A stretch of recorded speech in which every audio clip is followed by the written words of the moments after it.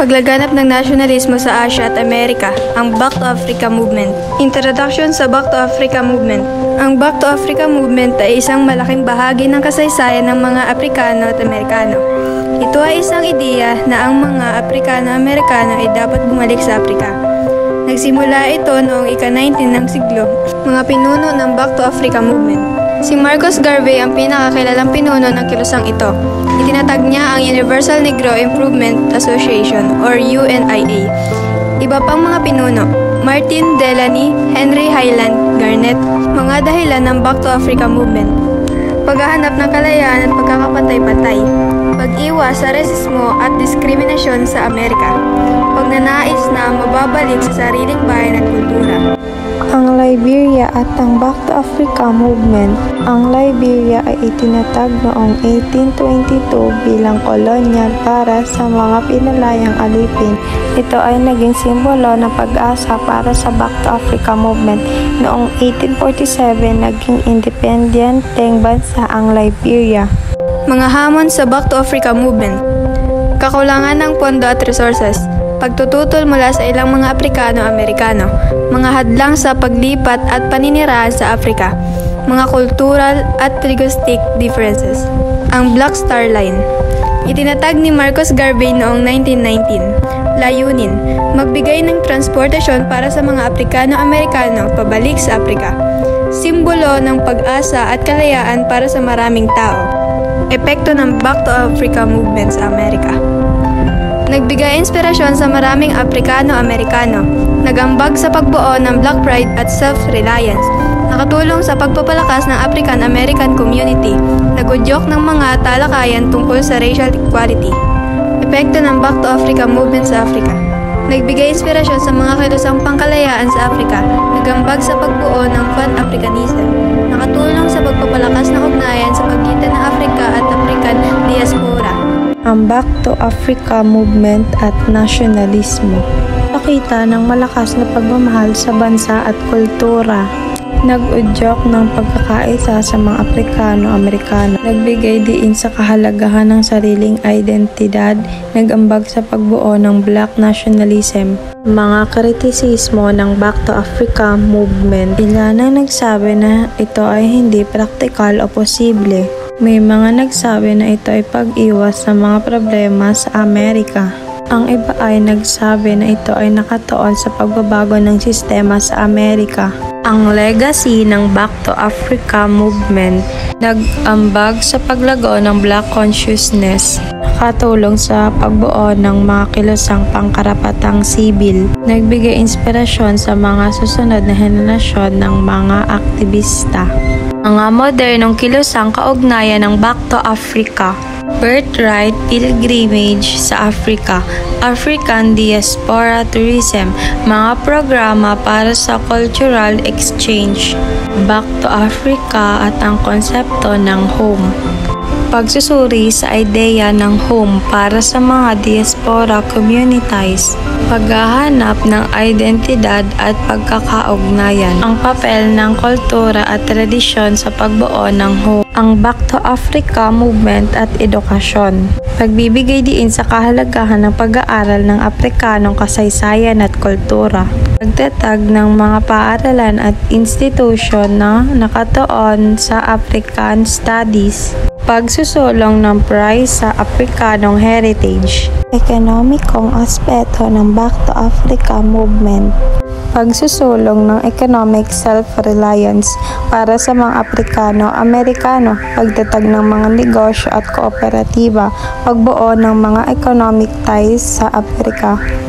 Ang Back to Africa Movement sa literature at sining. Paglalarawan ng kilusan sa mga nobela, tulat at iba pang akda, impluwensya sa visual arts at musika, pagpapakita ng African pride at heritage sa sining. Ang Back to Africa Movement at ang digital age. Paggamit ng social media para isulong African consciousness, online communities para sa African diaspora, digital resources para sa pag-aaral ng African history at culture.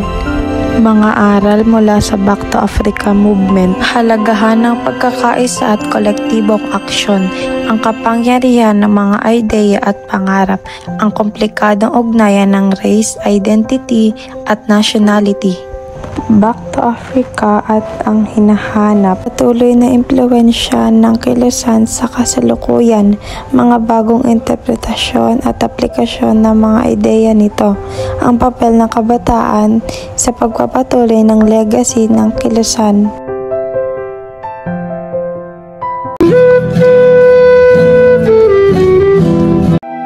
Paglaganap ng nasyonalismo sa Asya at Amerika, ang United League ni Sun Yat-sen. Animula sa United League, si Sun Yat-sen, ang ama ng modernong China, pinanganak noong November 12, 1866. Itinatag ang United League noong 1905. Mga layunin ng United League: pag-aalis sa dinastiyang Manchu, pagtatatag ng Republikang Chino, pagkakapantay-pantay ng lupa. Konteksto ng panahon: huling mga taon ng dinastiyang Qing, korupsyon at kahirapan sa China, impluwensya ng mga dayuhang kapangyarihan. Mga miyembro ng United League, mga intelektual at revolusyonaryo, mga Chino sa ibang bansa, mga estudyante at manggagawa. Mga pamamaraan ng United League: propaganda at edukasyon, pagtitipon ng pondo, paghahanda ng armadong pag-aalsa. Ang Tong Hue Movement, itinatag noong 1905 sa Japan, naging bahagi ng United League. Layunin: pagpapalakas ng nasyonalismo sa mga Chino sa ibang bansa. Ang papel ng Japan bilang base ng operasyon, suporta mula sa mga Hapones, pagsasanay ng mga revolusyonaryo, mga hamon sa United League, pagtutol ng dinastiyang Qing, mga internal na hindi pagkakaunawaan, kakulangan ng resources. Noong 1911, Xinhai Revolution, pinakamalaking tagumpay ng United League, pagbagsak ng dinastiyang Qing, pagtatatag ng Republic of China.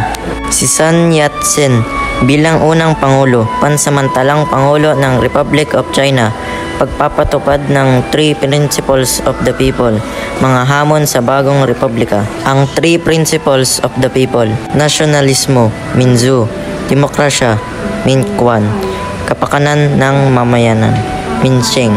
Epekto sa nasyonalismo sa Asya, inspirasyon sa ibang bansa sa Asya, pagbabago ng pananaw sa tradisyonal na pamumuno, paglago ng anti-kolonya na sentimento. Ang legacy ng United League, pag-usbong ng modernong China, pagbabago ng pananaw sa monarko, inspirasyon para sa iba pang kilusan sa Asya. Ang papel ng edukasyon, Song Cheven o mas kilala bilang TV Song, ang papel ng edukasyon, pagbabago ng sistema ng edukasyon, pagtuturo ng mga makabagong ideya, paghubog ng bagong henerasyon ng mga leader. Kumongtong Nationalist Party, naging koomitang pagtapos ng revolusyon, pinamunuan ni Chiang Kai-shek, naging pangunahing partida sa China. Mga kababaihan sa revolusyon, lumalaking papel ng mga kababaihan, paglaban sa tradisyonal na mga papel, mga kilalang babaeng revolusyonaryo. Impluwensya sa ekonomiya, sulong ng modernisasyon, pagtataguyod ng pambansang industriya, paglaban sa dayuhang kontrol sa ekonomiya. Internasyonal na ugnayan, pakikipag-ugnayan sa ibang bansa, paghahanap ng suporta sa ibang bansa, pagbabago ng imahe ng China sa mundo. Ang United League at ang kasalukuyan, patuloy na impluwensya ng mga ideya ni Sun Yat-sen, paghahambing sa kasalukuyang sistema ng China, mga aral para sa ating bansa,